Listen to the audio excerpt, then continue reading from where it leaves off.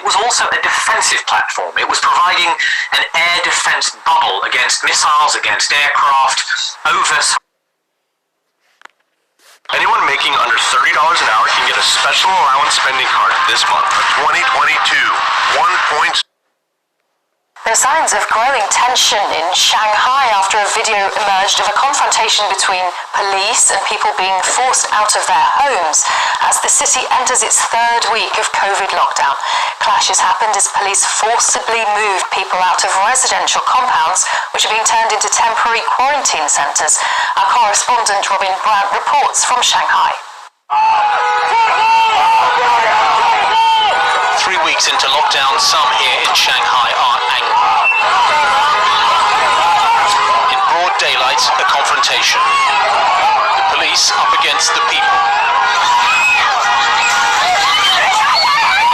Scenes like this have become increasingly unusual here, but then so is locking down almost 25 million people. Head to toe in protective suits, in an eastern district of the city, officers were forcing people out of their rented apartments so they could turn them into temporary quarantine facilities, all in the name of a war against a resurgent COVID. For some it was just too much. Their homes sequestered, their desperation easy for all to hear.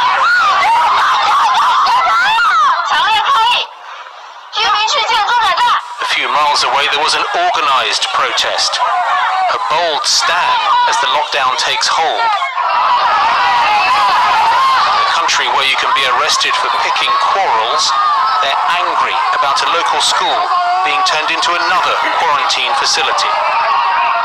Police with riot shields forced them off the streets in the end. This was on a small scale,